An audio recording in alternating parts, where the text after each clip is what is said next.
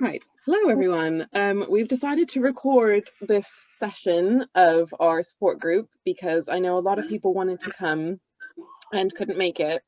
And I've got Vic here as my guest speaker, and we're going to talk about eco-friendly things that you can do and how it doesn't need to cost a lot of money, how it could even be cheaper or free than the alternative. So for anyone who doesn't know me, I'm Caroline from Seaside Parenting. And I run this group and I do sling and cloth nappy hire, and I'm now running workshops and do consultations for all kinds of different parenting needs, and I sell lots of different related items as well. So and now Vic, if you want to introduce yourself. Hello, I'm Vic. I have a small eco business called Little Squid, if you want to have a look for me. I am not an expert, I'm just a person that cares. I don't like when people are like eco warrior or anything like that. I just care. So I've made a lot of different products that can help with the environment. But to be honest, I want to put that aside a little bit for today, and imagine as if we're all just trying to save money, like pretend we're not even coming at it from an eco angle, we're just trying to save money, because I think a lot of people think that being green means that there's a price tag with it, but lots of things we're going to chat about that. Yeah, like Caroline said, or it can save you money or can be free. So I guess we'll just crack right on. So my favorite thing of it, when I've been looking into it all, is just reusable things. You can reuse it. I would say almost every time you are saving money. I don't know why we put things in the bin. I can't understand the thinking of buying something to dispose of it. It's not going to be cost effective. So some obvious ones, and one that I was literally just saying to Caroline before, that will save you 20 quid a year. It doesn't sound like a lot of money, but £20 a year on potentially carrier bags. So say you go to the shops twice a week, you get your shopping and you need 2 bags each time, 52 weeks of the year, you are saving £20.80 on carrier bags. Like, that's an outrageous amount of money that potentially lots of people are just spending on carrier bags. So reusable bags, but reusable in general. So kitchen roll, beeswax or types of wraps, sanitary products, masks, your water bottle, all of these things, you're buying it once, you are saving in the long run. Water bottles, you can get some that are very expensive, but equally you can buy some that are like £2 or £3, and essentially that could last you forever. You've got no reason to buy bottled water ever again. The wraps, it's difficult to get specific numbers for a lot of them, because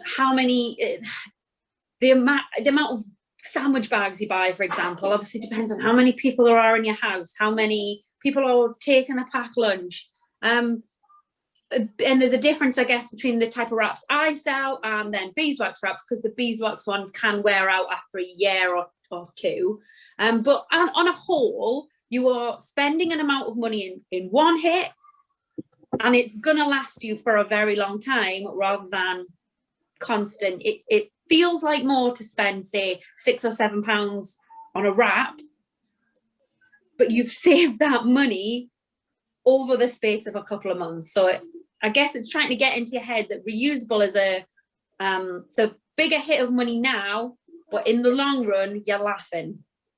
I feel like I'm waffling. Because a lot of it, I feel like it's obvious, and I feel like most people get this, but maybe it's just chatting about it and reminding ourselves of it to be like, yeah, man, reusable. Sanitary products was a good one, though. I did a little Google, and the average woman spends £125.04 on sanitary products in a year. Like, that's a lot of money. That's a lot of money, whereas reusable pads, range anywhere between about £5 to maybe £8 for one. You can do them in bundles. I sell them in a little bundle. So you might buy them for maybe anywhere between £30 to £50, but that's one, and they will last you forever. I was like blown away by £125 on sanitary products. Straws, another one. They're not expensive, buying metal straws, only a few quid. And again, like if you buy a box of straws and you're disposing of them all the time, you go through them, then maybe they're only £1, but you've saved your money back over only maybe a couple of months. I'll leave that one then. It's obvious, you get it. Reusable is almost always saving you money. Nappies, but Caroline will hit that one in a little bit. Reuse. So if something has, it's a reusable whatever, it is going to save you money in the long run. Kitchen roll, where did I write that one down? This was an American statistic. I couldn't find the one for the UK, but it said that the average American spent $233.48 a year on kitchen roll. So I'm not that what that might work out as about £200, something like that. But that's a lot of kitchen roll. But yeah, it was based on how many rolls they bought a week and things like that. But actually, I guess a lot of people use kitchen roll to wipe their benches, like wipe up spills, wipe the table, wipe the floor, dry things with. So actually you can see, I remember as a kid, my mom used a lot of kitchen roll. She doesn't now, told her off. But yeah, you can rattle through that.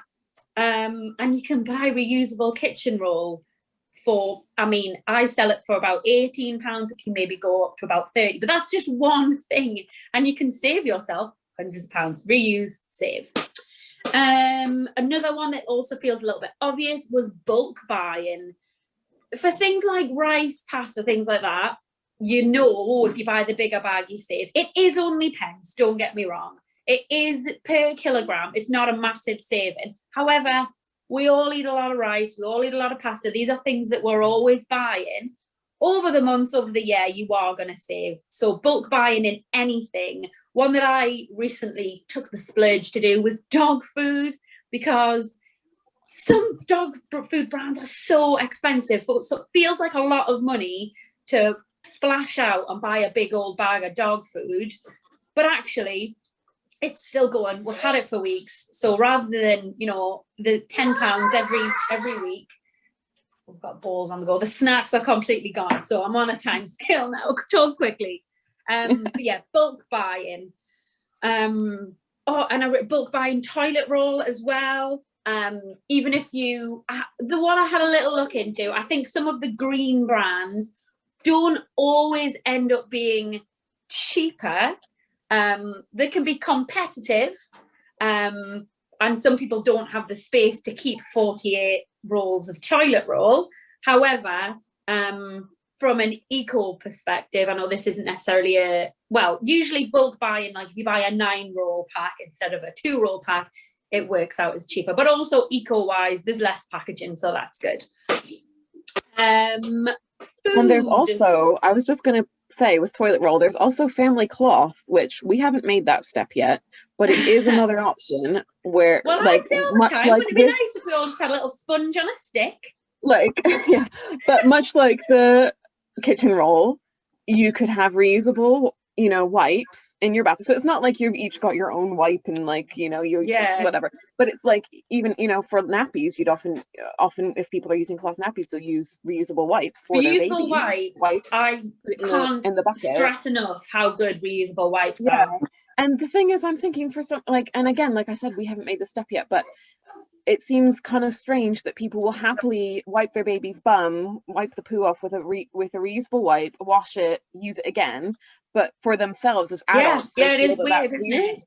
But you could just as easily use that for yourself. We need to just, if more people start doing things like that, it becomes more normal. Like literally in the space between having my oldest, who is 6, and my youngest, who's 2, the sort of acceptance of cloth nappy seems to have changed. Like 6 years ago, people would be like, that is absolutely foul, what you're playing at. Whereas now, I know a lot of people who use cloth nappies So, but yeah, Yeah. reusable wipes. I don't want to plug everything I make, but I do sell them. I sell them in packs of 20 for a £5 because they're literally just cut up bits of fleece. They work a treat, they're softer. We have a load of them in the drawer. So then when we've got dirty faces, just wet them a little under the tap. It's just like a flannel. We reuse flannels, like the amount of baby wipes people go through, and they're so bad. And some of them can be really expensive. We'll go to the big park very soon, dude. You can see the snack residue. I gave them a lot to drink. Go watch Brave, dude. Well, here we go. Just working with my reusable cloth. With your reusable wipe right there. There we are. Done. Reusable wipes, lovely. So there, yeah, there's this because it's hot. It's just got a little bit of chocolate on. Chuck it in the wash with your clothes. And use it again. But yeah, the amount of money that some people plow into wipes is insane. When I didn't, and I just bought regular wipes, I wasn't bothered. I bought the cheap ones. But I knew people that would spend a fortune on like water wipes or like Pampers' own fanciest brand, and they're expensive. Sometimes they're over £1 a packet, aren't they? So reusable. Food was another one I was going to chat about, because even so I go to a really nice fruit and veg man, Bournemouth and Poole Mobile Market. I don't know how far the wide go, but they do deliver to your door. But he also has a unit that I go to. As a whole, some things will be more expensive than a supermarket, but what the beauty of doing this is things can be seasonal. So with a veg man or going to the supermarket, seasonal fruit and veg is always cheaper because it can be sourced easier. It's in more of abundance. So, and it's very easy to find out what's in season, and it might be a good way of finding out new meal ideas because you can just go, oh, what veg is in now? Ah, that's going to be cheaper because broccoli's growing at this time of year. I'll get me broccoli for 40p, much easier. Oh good, we've got Queen on now. Stop wasting food. This is seems like an obvious one as well, but food waste in the UK is insane. 70% of food that goes in the bin could have still been eaten. So trying to meal plan will save you money, and it will save the waste that goes in the bin. It seems so obvious, so I feel silly saying some of them, but yeah, stop wasting food. Almost everything you have, oh, these strawberries are looking a little bit bashed, or they might not be nice to eat, whack them in a smoothie. Oh, my bread's stale, we're having toast for dinner. Oh, it's not going to be, we don't want toast, make them into croutons and you whack them in your soup. Almost everything can be turned into something else so that it doesn't have to go in the bin. Growing herbs, that was something I came across when I was online. Because actually herbs they're not massively expensive, but like if you just nip it in and you can't get a little plant and you have to just buy the packet of coriander or whatever, but some shops that can be like up to 70p or something, and once you've used it that once, that's like the wilt quickly, don't they? So growing your own was actually a really good idea. Growing your own fruit and veg in general, I know everyone isn't able to do it. The herbs are quite an easy thing to but start herbs with. are a really easy one, aren't they? Especially like even if you've not got the garden space, you know, you just have a little thing on your windowsill with a bunch of plants. You can get nice little things, can't you, to put them in. But yeah, growing herbs, especially if you eat a lot of them, I would save quite a good amount of money. So yeah, if you're a little bit green fingered and fancied it, then I think that's a good one. One of my other favourite ones is clothes, getting them second hand, because you feel like you got such a bargain.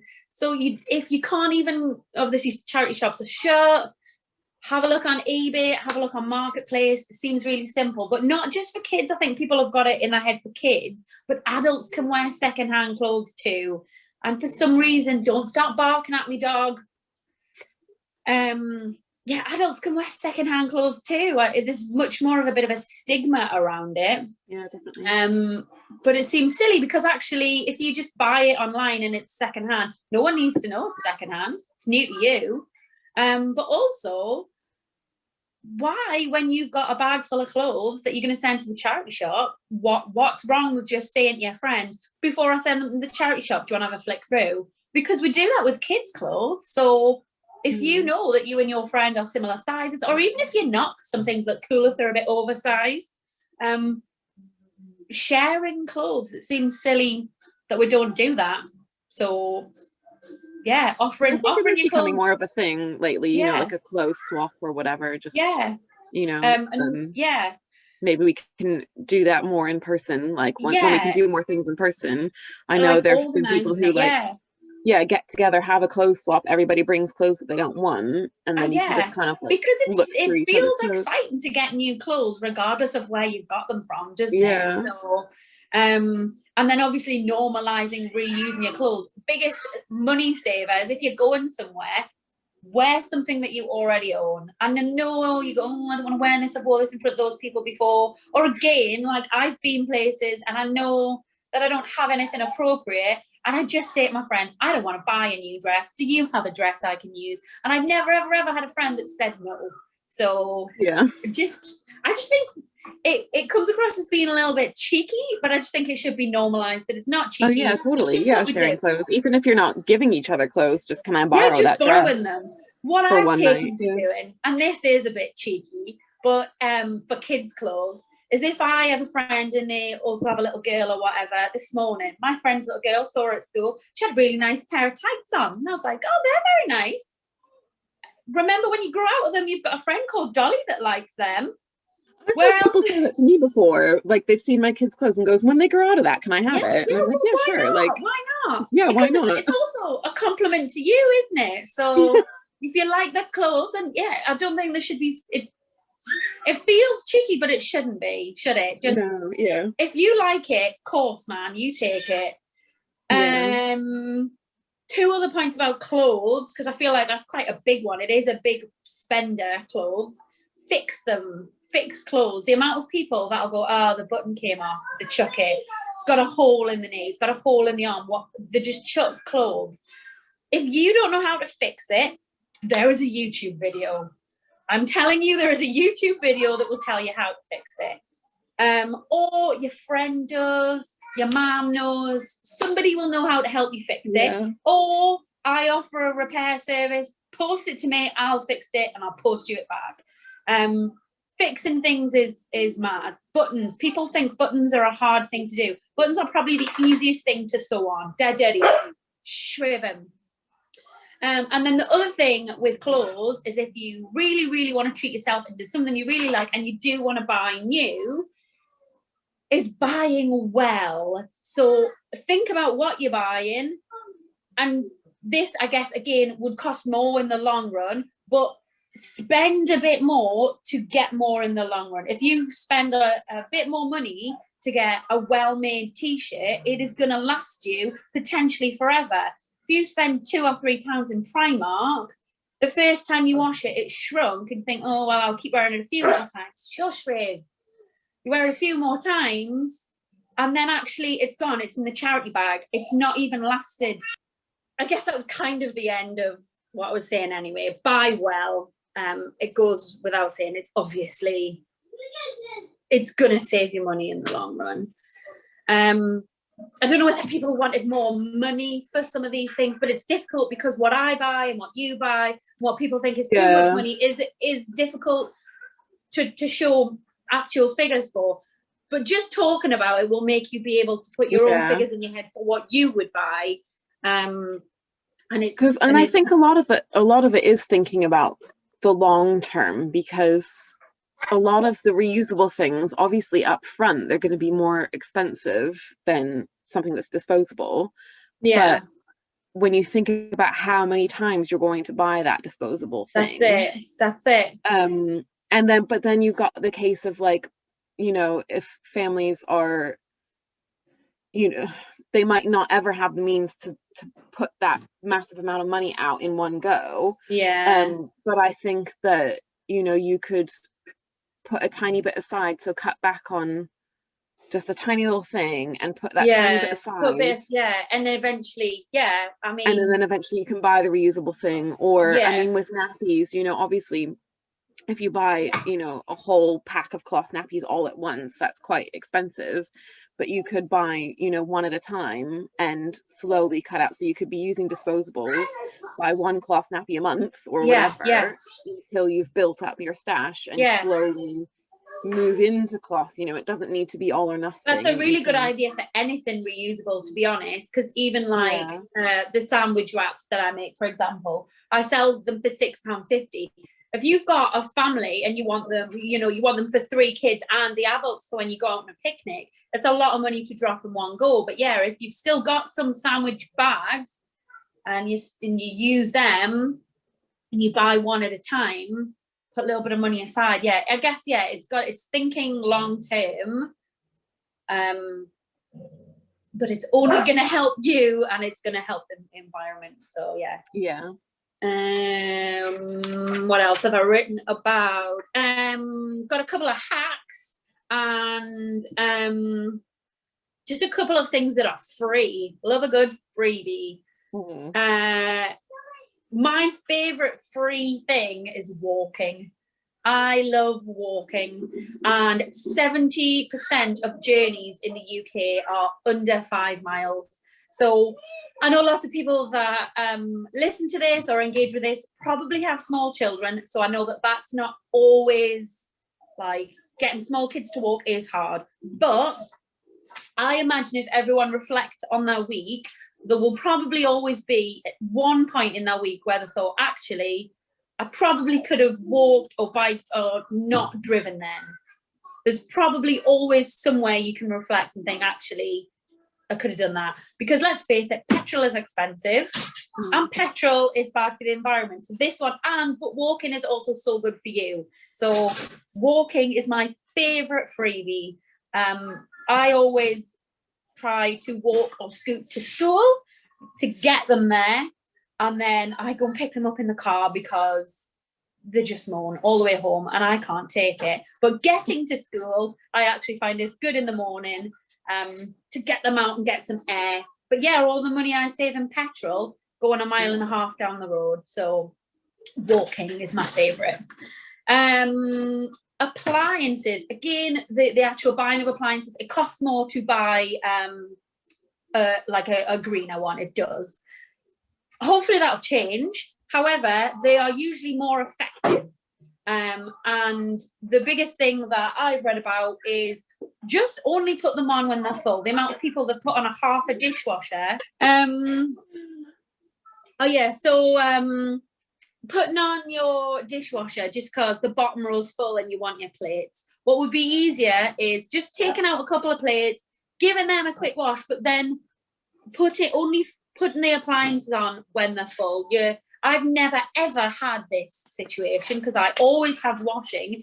However, if you don't have a lot of washing, it's okay to just wait a couple of days. And if you need to wait to be able to fill the machine, it's going to save money in electric. It's going to save you on the stuff that you put in your machine. And the other thing that I have learned my own lesson with recently is going with what it tells you.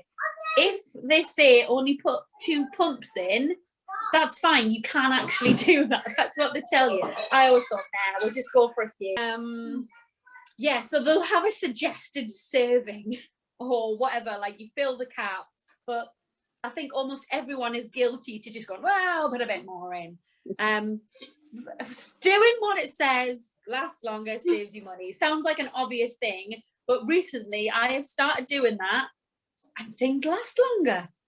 Hey, who'd have thought? I know. I think you just think like, oh, it'll just get that little bit cleaner if I just put I just want it to smell a bit more. Yeah. Water saving. I don't have a water meter, but lots of people are on a water meter. And if you want to save money on your water meter, there is literally loads and loads and loads of different ways that you can save water and it'll cost you less money because water is actually incredibly expensive when you don't have a water meter. Take shorter showers. have more showers than baths. This is one that my husband's not a fan of, but flushing less. It can take up to 3 gallons of water depending on your flushing system. So I've just started.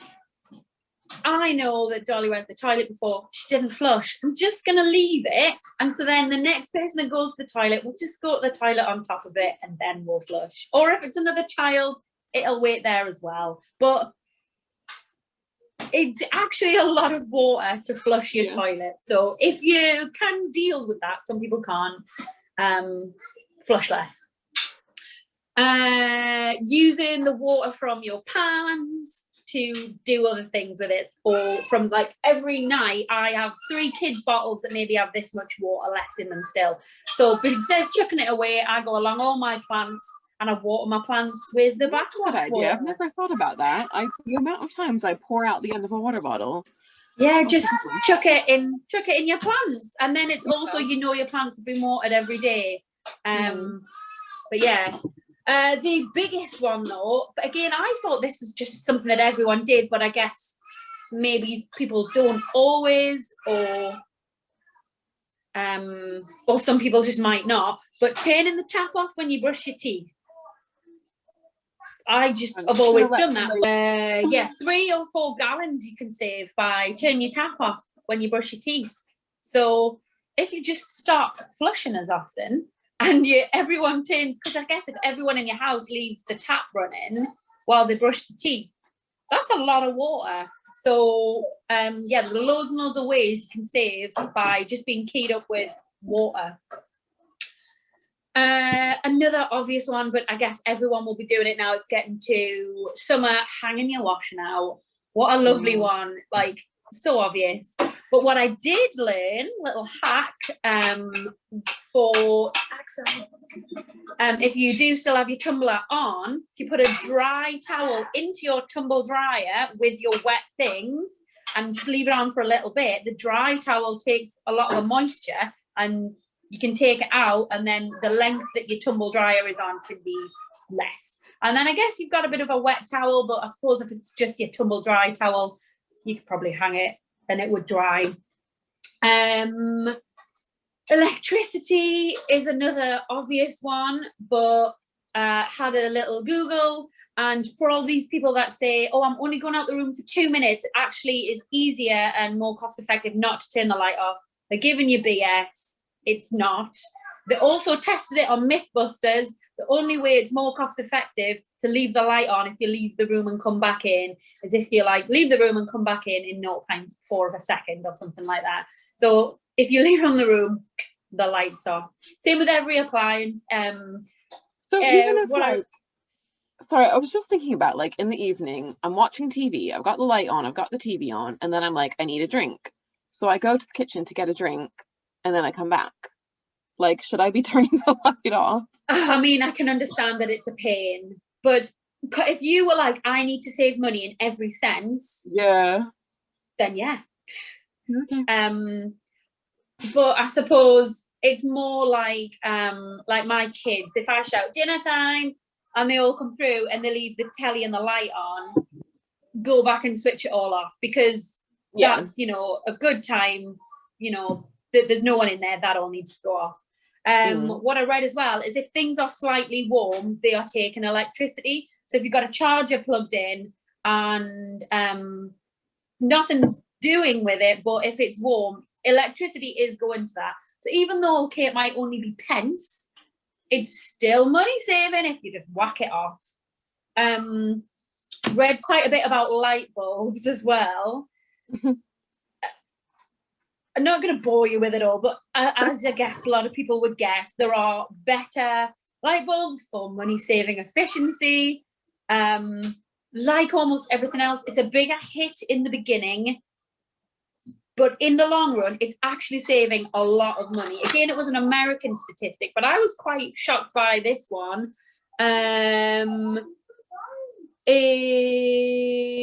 An incandescent bulb in comparison to an LED bulb. An LED bulb, if you leave it on for 1 extra hour a week, will be £5 extra a year. whereas an incandescent bulb, no, it was dollars, sorry, it was an American one, would be $24 a year. So it must work out fairly similar in the UK. But yeah, that's 1 extra hour a week. And if you think about all the extra time that you leave lights on, the time mounts up. So actually, spending just a teeny bit more on your light bulb in the beginning, if you are one forgetting and leaving your lights on, is going to save a lot of money on your electricity bill, not even taking into account switching it off. Just running a better efficient bulb is going to save you, if you're forgetful, quite a lot of money. Yeah. And also somehow getting the children to understand this, even though they don't care about how much money you're spending. When they go around and turn all the lights on purpose, which is what my nearly 6-year-old has started to do. She's like, I'm just going to go turn all the lights on. And I'm like, why are you turning all the lights on? Do you know how much money that costs? I just say, if we're wasting money lighting rooms that no one's in, we've got less money to spend on having fun times. So if you want to have fun times, switch it off. That's good, because they've got no concept of money, so she's just like, can we just buy this thing? And I'm like, it's the same with heating as well. I read a report, it says that because some people say just leave your heating on all the time and keep it at a constant temperature. That is not more cost effective, apparently. But also my favorite one, when you are cold, because at the minute it's at that funny time of the year where it's a little bit chilly, but it's not actually cold. Put a heating on, put a jumper on. Come on, kids, get a jumper on. Yeah. We don't need to put the heating on, get a jumper on, because it's not, we don't really need to heat the house. So that's my favorite one as well. Freebie, get a jumper on.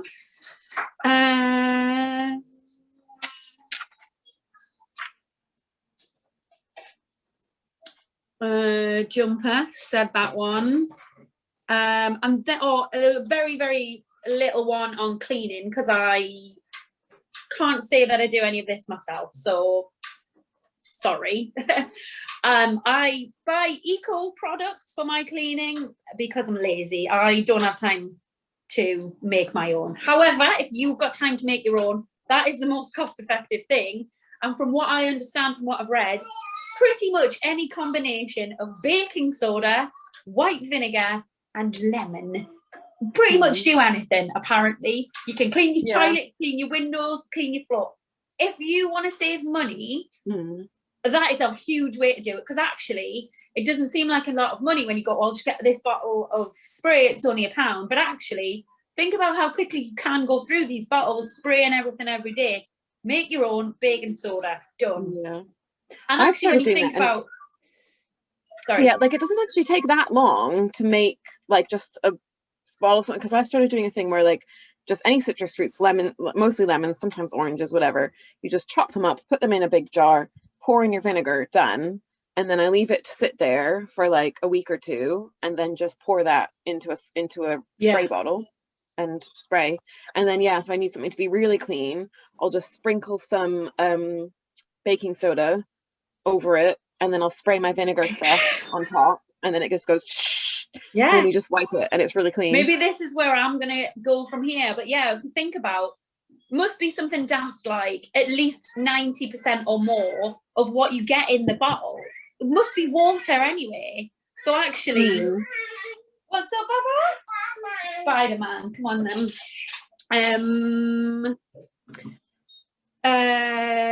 So I said about the cleaning, and again the other obvious one was just to use less, use what it says on the bottle, because we're all guilty of spraying quite a lot, aren't we? Hello. And then the last thing was, again, just another obvious one, but just assessing your lifestyle and thinking about what you already reuse, what you could reuse more, what you could fix, just what's going in your bin in general is going to save you money. Because I bet we can all, almost every day, probably think, oh, I could have used that in another way. Like, I get told off for keeping a lot of jars, because I like jars, but then I do run out of things to use my jars for. But almost everything we put in the bin, I would argue that there's a use for. My husband just doesn't like my hoarding, but like butter, if you buy it in a tub, is a great pot. Like, that's a good little thing to put in, like a spare portion of food for reusing your leftovers, put it in the freezer. So many companies give us things in things that we could reuse anyway. Even like bread bags. My nanny, for as long as I can remember, has kept our bread bags, and she just uses them as a sandwich bag and washes it. She's done it my whole life. So all these things that come in little bags, like if you didn't want to invest in sandwich wraps, and you didn't want to buy the bags anymore, I'm sure you could make something out of your own rubbish that would be going in the bin to wrap your food in again. Because nothing. Okay. Yeah, they're just having a look at what goes in your bin. And also, what I find is if you're ever stuck with kids for something to do, you just have it, like, open your recycling bin, and your recycling bin will be full of ideas and potential for craft. There is always something there. And I know, I guess it sort of just prolongs the time till they maybe end up in the bin. But it's a reuse and it's an activity. I don't know who that was. Yeah, so just assessing what goes in your bin. Can you reuse it? Do you need to put it in the bin? And also, by doing that, it'll make you think, oh, well, actually, if I'm putting this much in the bin every time, maybe I'm going to try not to buy that in future. And loads of things you don't even need an alternative for. But it's just water. Some people go, oh, I just stopped buying cling film, but not because they wanted to buy a little bowl cover or something. Just because they realise, actually, I don't need cling film. You can just put things in your fridge without a cover on. So I guess assessing your waste makes you realise, I don't need to buy these things, I can do without them. And then that's a saver as well. I feel like I'm beginning to repeat myself because I feel like it's an obvious idea, isn't it? Well, something I was going to say is that I think sometimes when you make these changes, it does take a little bit of time to get used to, but you will get used to it, because I think, like, when we first stopped using kitchen roll, for example, for a while I'd be like, oh, I really just need some kitchen roll to, like, wipe this thing up or do this thing that I'd normally use kitchen roll for. And so at first I was like, oh, maybe we can't do without it, maybe we really need it. But then as time went on, and now it's been well over a year, I think, where we've not had any kitchen roll in the house, I don't think about it anymore. Like, I don't miss the kitchen roll. Yeah. Whereas, I used to kind of be like, and the same with cling film, I'd kind of be like, oh, I just need some cling film for this thing. And now I never even think about cling film. Yeah. So it does sometimes take some getting used to, but if you, like, persevere, then you'll stop missing the thing that you I think we've just brought up to think that you need all of these things, that actually loads of them you can do without. So but then an obvious one, and one that you know lots about, so you can start chatting now. Everyone's finished with me. Nappies. Yeah. Take it away. So nappies. Obviously, I really like cloth nappies. So I just did, like, a really quick Google this morning about costs of cloth nappies compared to disposable nappies, and it's super rough. I want to do some, like, proper research and do, like, a blog post with it with pretty charts and everything. But I was just trying to work out the cost difference between cloth nappies and disposable nappies, and because obviously the upfront cost of cloth nappies is more expensive than buying disposable nappies every week. But like I was saying earlier, like, if that's too much, you can kind of buy one cloth nappy every month or something until I think that's a really good idea that I hadn't thought of. That's a really good shout. And so, because I think a lot of people, they hear the price of cloth nappies, they go, I can't afford that, and they think that they either need to use cloth or they need to use disposable. And, like, with almost anything, it doesn't have to be all or nothing. You don't even have to ever fully commit to cloth. You can use you know, both for your the entire time you've got a child in nappies, if that's what works for you.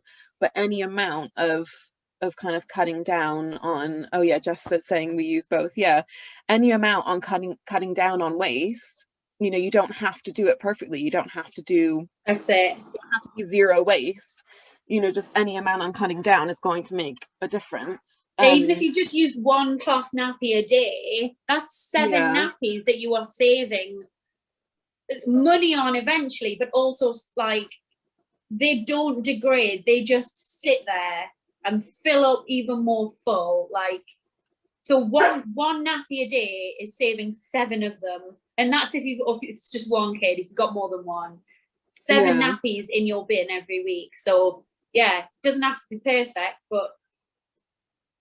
And yeah, the other thing that I've heard a lot is people say that, oh well no, cloth is going to end up being more expensive because you have to wash them, and you don't have to wash you know, disposables, they just go in the bin.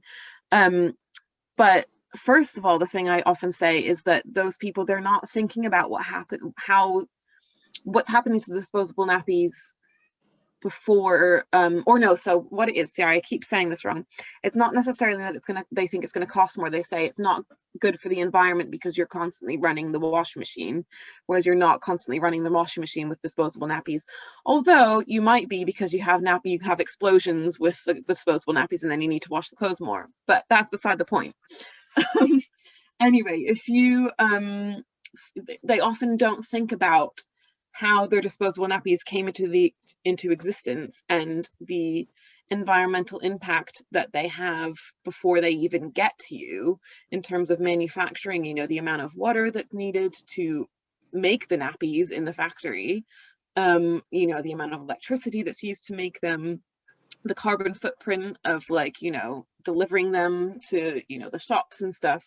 I think people often think, well, I've bought the nappies, I've used them at home, and then I haven't had to put my washing machine on, so I'm saving money that way, or, you know, I'm being more environmental that way.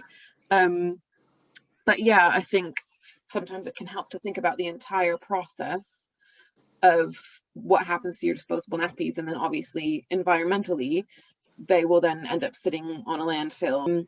The biodegradable nappies and wipes and things are not truly biodegradable, because for something to biodegrade, it needs to be in the right environment. Vic, maybe you know a bit more about this than I do. I don't know a lot about it because I've never really used them, but I do have a friend that was telling me when she was looking into it all, that actually biodegradable nappies, yeah, they have to be, like, even things that you put in your composter, it has to be the right situation for things to break down. Yeah. Otherwise, they're not going to. So lots of these bags that say I'm biodegradable, it doesn't necessarily mean they're compostable. They're not going to break. Yeah, so you want to look for. And also sometimes, sometimes biodegradable things give off things as they degrade that aren't good for the environment. Yeah. So. And yeah, if you're sending your biodegradable nappies to the landfill with all the other stuff, and you're putting non-biodegradable stuff on top of it, they're not going to degrade. Like, they're just going to sit in the landfill. So yeah, unfortunately, when, you know, when we think we're maybe being a bit more eco-friendly because we're buying biodegradable stuff, it's not necessarily making that much of a difference. One other thing I thought of about the cloth nappies as well is, I mean, this is a bit of a generalization, but brands that make cloth nappies tend to be environmentally thoughtful. So the process they have made the nappies, the things that they're made out of, lots of them are maybe made from bamboo. The process, and yeah, I know that can be Spots make them out of recycled plastic bottles. So now, the process of making them is a much more planet friendly way. So your footprint before you've even bought it is like, I guess each company will differ, but it's going to be a lot less than, like you say, when you pick up your bag of nappies in Asda, it's already been made in. What's wrong, baby? Come here. It's already been made in India and then shipped across to somewhere else, and then let us have snacks. Yeah. I'm going to lift her over so she's on my knee. It's already been moved, and then they're moved to your shop, and then you've gone to the shop. So yeah. And but yeah, back to washing machines, because I googled like how much does it cost to run a washing machine load, and so I just briefly saw a thing that said, I think it was something about 16p for an hour load. So then obviously with cloth nappies, the recommendation is to wash them on a 3-hour wash. So I've put like 50-ish p per load, and it does depend on your washing machine, because obviously if you've got a more eco-friendly washing machine, it's going to be cheaper per load, and if you've got that A++ rating or whatever, if you've got something lower down, it's going to be more expensive. What would you say as well on, because obviously if you wash things for not as long and on a cooler wash, that's obviously better for the environment. I have, sometimes if I've got a bunch, or if I had, I don't use them anymore, but if I had a bunch of nappies that none of them had poos in, so some of them didn't feel like they had been that wet or whatever, I sometimes thought, well, I'm going to wash this on a much lower temperature or for not as long, because I just didn't need it. So actually, sometimes you don't even always have to put it on. Yeah, I mean, I think if it is just wheeze, and then they don't, still smell after you've washed them. Because I think I did try and wash, because I did have this thought once, and I tried to wash a load of nappies on an hour wash, because I knew there was no poo in them. And they just still stunk a bit of wee when I finished washing them. So then I was like, yeah, no, this doesn't work. So I went back to doing my 40-degree 3-hour wash on the nappies. I feel like clearly there's a gap in the market. Maybe we could go into it. There's a gap in the market for someone to make like an environmentally friendly conditioner that you put in with nappies to make them smell nice, but isn't like strong on chemicals, isn't going to damage the nappies. Like there's a gap there. I'm sure it could exist. Yeah, well, here we go. Let's start the invention process of it. Get the scientists working. Yeah. What's up, baby? But yeah, so I did these really, really rough workings out of how much it cost to use cloth nappies compared to how much it would cost to use disposable nappies. And so I factored in the washing machine and all that.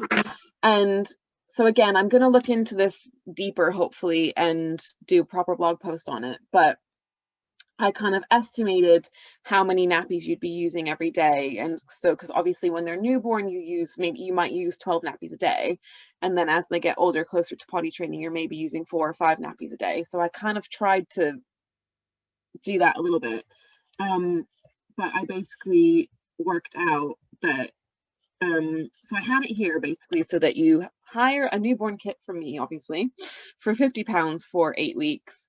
Then you buy a full birth to potty kit, so the most recent full birth to potty kit that I've sold was £360. And you do get quite a big discount if you buy the full kit, rather than like, obviously if you can only afford to buy one nappy at a time, then that's the way you can do it. But if you are able to buy it all at once, then you can get a discount for the full kit. So that was £360. Obviously it could be more or less depending on which nappies you buy and all that kind of thing. And then I had the washing machine load at 50p per load. And so then I was kind of working it out for 2 kids, or if you have 2 kids, because obviously it gets cheaper the more the more times the cloth nappies are used, you're saving even more money on them. So I worked it out for 2 kids, both being in cloth for about 3 years, because that's kind of average. Obviously some kids are in nappies less time than that, some are in more time than that, but I thought it was just sort of an average. So then obviously for the second kid, you could hire the newborn kit again, but then you wouldn't have the expense of buying the full birth to potty nappy kit. So that worked out that it was £834 in total, including all the nappies and the washing, for 2 kids, both in nappies for 3 years. And then I did sort of the same, I kind of tried to do the same working out for disposable nappies. And that worked out to be £1,326 for 2 kids, with 3 years each. So I'm just going to do my quick calculation of your exact saving there, which is £492. So yeah, it's about £500 of my very, very rough working out that you would save having 2 kids in cloth nappies compared to disposable. So that is quite a significant saving. And even if you're spending a little bit more on the cloth because you're doing it over time, you know, it is the savings are there, and then the kind of the eco savings are there as well, you know, even though you are using your washing machine. And yeah, I keep just going back to, I think with almost anything, people aren't thinking about the impact that the things they've had, that the things they're buying have already made before they've even come into your house. They're only thinking about the impact they're making, you know, the moment that the thing comes into your house until it leaves your house. And often don't think about the bigger picture of where your things are coming from and how it's made and what's happened before it's reached you. So and I was going to say this about when you were talking about reusable sanitary pads as well, and that kind of thing. Obviously there's the washing costs on top as well, but even so, you're still saving money there, even with your washing costs. I am. Maybe this is gross, but I just put mine in with the regular wash. Yeah, I mean, I find that if once you're done with it, if you just give it a quick, like a rinse and a squeeze, yeah, a lot of this stuff's gone. yeah. And I've never pulled anything out and anyone's ever gone, oh, what's on my clothes? Yeah, so yeah, I mean, I think it could work. I mean, I started doing like a rinse of them first, yeah, and then a wash. Whereas, so I'm probably not being as eco-friendly as I could be with those, because I'll just put my small load of them in, do a rinse to get them all rinsed out, and then a wash. But actually what I could do is even do my rinse and then put some clothes in to do my wash, which would probably make it a bit better. But I mean, on top of everything we've said, just with what you've said there, we said, oh, I might not be being as eco-friendly as I can. I guess it's important to anyone listening to this, though, to remember that you cannot tick every box all the time, and just doing something is better than nothing, for either if you're looking at it for money-wise or agreeing with it. So we've got a lot of fake food happening now. yeah. Because, yeah, this is part of the thing that I think some people start getting. I'm only going to talk for a few more minutes, mate. There's like a real big air of like, you know, I'm better than you because I'm eco, and it's absolutely not that. And I think for myself, and maybe this is other people as well, I never ever want to come across like I'm preaching about anything. Everything that I've just said, obviously, if it doesn't fit your lifestyle, hopefully something would. But I just think it's because people get really passionate about what they're interested in, and they're just really trying to reiterate it. Yeah. So it's not anybody that still uses disposable nappies but listens to this. If it's just not for them, that's still okay. Yeah. You know, we're just letting you know about some options. Yeah. But I do, you know, people do sometimes think, oh, well, I haven't done that. And it's not that at all. It doesn't matter that you rinse yours. It's you using reusables, and that is fantastic. So yeah. And yeah, for me, I mean, that's the whole kind of ethos of everything I do in Seaside Parenting. It's about giving people the information, and then you can take that information and do what you want with it, you know, do whatever works for your family with it. It's not ever about, with anything that I do, with any of my workshops or consultations or anything, it's never about me telling you what the best thing to do is or what you should be doing. It's you know, a lot of it is about, this is some information. Often this is some scientific information, you know, so these are facts that scientifically this is how this works. But again, yeah, you can take that information and do what you want with it, and make an informed decision is always my kind of important thing, is people making informed decisions rather than just going with what people tell them to do. Is like, yeah, I can give you information and then you can decide what to do. But yeah, particularly with all the eco stuff, is just doing what works for you and what you're able to do. And but yeah, I do think sometimes with like with time, and that things don't need to take as much time as you might be thinking. And I do this all the time, and you know, over the years I've always done, I don't have time to do that, I don't have time to do that. And so sometimes just trying something just to see how much time it takes you, and then yeah, if you're like, no, yeah, I don't have time to do that, then fair enough. But yeah, I think sometimes trying things, and also doing things really slowly. Like I've really slowly got into more eco-friendly things. Like I started with the cloth nappies nearly 6 years ago, and then I've slowly added in things over the last 6 years, and I've got more things that I'm planning on adding in when I feel that I have the time and energy to do them, or you know. I think that's an important thing to think of if you're thinking of it from a money point of view or from a eco point of view. You can't do it all overnight. Like I feel like I started my journey with it about 2.5 years ago, and you can't like overnight just go, right, well, I'm not buying this, I'm not buying that. It takes a little bit of time to sometimes work out what works for you, what you can afford to do. Finishing off old things, like that's important as well. It's no good to go, right, I'm going to sack off, you know, this toothpaste, and you throw a half-used toothpaste in the bin. Use what you've got. Use the end of things. But yeah, that's right. Yeah, I mean, it's like when we decided to stop using kitchen roll, but we still had a few rolls of kitchen roll left. Like we finished it up before. So right, I think I'm coming to the end of my. I'm gonna stop talking. Just 1 minute. But yeah, finishing up what you've got and carrying on using what you've got. To just yeah. I think I'm just probably repeating what you just said, but yeah. So yeah, I guess, yeah, that's probably everything we had to say about that for today. I mean, we probably could go on forever, couldn't we? But yeah, that's probably good for today, I'd say. And yeah, I really do want to write a proper blog post about the difference between cloth nappies and disposable nappies.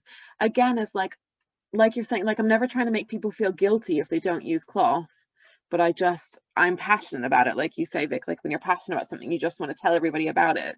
So it's more of a just kind of like, I just find it really interesting. And so just, it's about the giving the information of, you know, the environmental impact and the cost impact of cloth versus disposable, but not to make anyone feel bad about it, just to kind of, yeah, on a non environmental note or anything really. But I feel like if for anybody who's looking into cloth, I feel like there's a real cult thing about cloth nappies, and when you get into it, you become part of a little group, especially on Instagram, like cloth nappy, cloth for mums on Instagram. You become part of a community, and I think that's also what becomes part of a desire about people using cloth nappies, because it's like, I don't know, becomes a nice thing when everyone's like, oh, look at this pattern, and the amount of people that, I don't know, I think people get really hooked on the patterns and things as well. And I'm seeing it so much more now that we're like, people will like you know, go to when we're able to go to baby groups and things like that, that people will be like, oh, you use cloth, I've got cloth, oh, look at this pattern I have, like, it's like, that one's cute. I guess for anyone not in it, maybe just thinks that's ridiculous, but as soon as you're in it a bit, you understand. You're like, oh, because you do, if it comes up in conversation, you want to be like, oh, this is what we've got on today, look at this, oh, it's cute. I don't know, whatever, maybe we're all sad, but whatever. Yeah, but it's fun. And I think it's almost like that with any, like, I found it's like that with all kinds of like eco-friendly, like reusable things. Like you'll have this like cup and you're like, oh, I've got one, you've got one too, like that's so cool. Like it's just it's a conversation starter.